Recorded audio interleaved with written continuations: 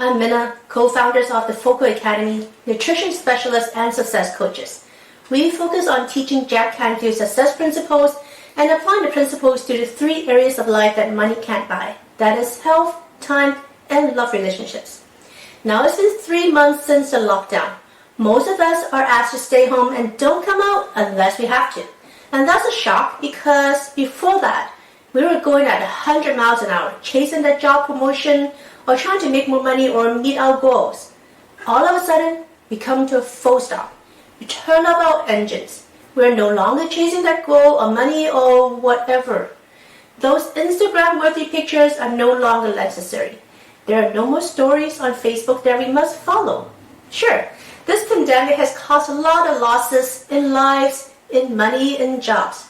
But it gives most of us one thing that we all wanted and we never had enough of.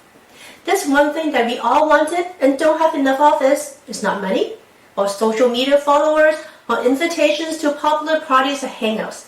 This one thing is time. Time is the great equalizer.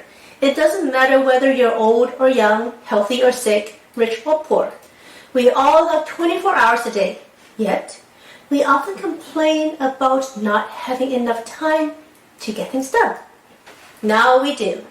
Now we have time. Because there are no more commute, no more parties, no more eating out at restaurants, going to movies, shopping, or even school. Heck, even gyms are closed. I was amazed when my millennial nephew told us that he would line up for 90 minutes outside a restaurant just to eat. To me, that is a total waste of time, but to him, that was apparently time well spent. So let me ask you this.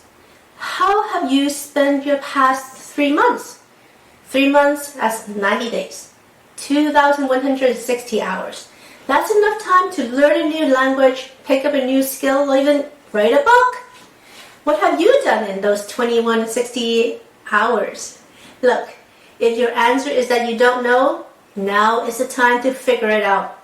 You have already wasted 2,000 hours of your life, and you don't want to waste any more time. If you're working at home, how productive are you with your work? Or if you're not working, are you taking care of your kids? And when I say take care, I don't mean cooking and cleaning and serving your kids. I mean really nurturing and caring and educating your kids. Really, spend some quality time with your kids so that when they grow up, they will remember those few months where they had a wonderful time with their parents, that is you. So that your spouse will remember these times when you give them extra tender, loving care. Now, 3 months into the lockdown, we are now ready to start our engines again. You put your key into ignition, and then the first click, your dashboard comes to life. Your car does a self-check to see if everything is working fine. Is there oil in the engine? Are there air in the tires? Water in your windshield wiper reservoir?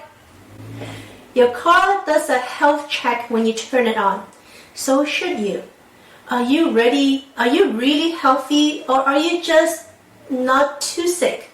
If you're sick and fatigued all the time, it's like a car that's running on flat tires. What about your relationship with your loved ones, your kids? Does your work align with your values and your goals? If you do a health check on your life, are you going to get some flashing lights? Which area of your life do you need to work on? Because no matter what your answer is, now is the time to start fixing it. So if you have already wasted 3 months of your time doing nothing, it's time to change all that. And I can help you here with these 3 tips. If you follow these 3 tips that I'm going to share with you here, not only will you feel that you have more time than you need, which is probably a feeling you've never had, but you will be at peace and you will be happier. So here are the 3 tips that will drastically improve your productivity. Number 1, work on improving the quality of your sleep. Without the parties and the happy hours, now is the time that you can actually focus on setting a realistic time schedule, sleep schedule. Sleep experts tell us that you should sleep at least 7 to 8 hours a day and more or less the same time every day, including weekends. And everybody, including you and me sometimes, We need 7 to 9 hours of sleep, and I'm sure that most of you are not getting enough sleep. You may even be in bed for 9 hours, but yet your sleep quality is still not good. So if you have problems falling asleep or staying asleep, here's 3 things that you can do that may help you. Number 1, stop eating and drinking at least 3 hours before you go to sleep. Number 2, keep your bedroom dark, cool, and quiet. Number 3, keep your gadgets, your phones, tablets, laptops, etc. outside of your bedroom. If you do these 3 things, chances are that your sleep quality will improve and you will wake up feeling refreshed, happy, and ready to face the work. Now, number 2 is to stay away from the news. I know people who wake up, turn on the news, and leave it on for the rest of the day. You keep hearing the same piece of shocking news over and over again. Maybe it was yesterday's fatality rate of the coronavirus. Maybe it is that Tesla factory worker tested positive for coronavirus. Unless you plan to go to the Tesla factory and see that worker, I don't see how that piece of news is relevant to you. The media's number 1 focus is to grab your attention. And the best way to grab your attention is to tell you bad news. The sky is falling. That is why they tell you how many people die from the coronavirus. They don't tell you how many people recover from it. And they definitely won't tell you how many people actually got the virus and didn't even know they had it until they took the antibody test. Look, I get it. It's the fear of missing out. But let's look at it the other way. It is okay not to know. You may be having Facebook and Instagram withdrawal, but I promise you that you will be fine. You don't need to know what's going on with someone else's life. What you need to know is what's happening with your own life. So shut up the news, go listen to an audiobook instead. If you really have to, sure, listen to your news once a day. Now tip number 3 is to boost your immune system. The media has led us to think that the best way to stay alive is to stay home, wear a mask, and don't touch anything or anybody. Well, there is a better way. Your immune system is your best defense. Statistics shows that older people and people who have pre-existing conditions have a much higher fatality rate. But that is not the root cause. Just because you're old, it doesn't mean that you will die from the virus.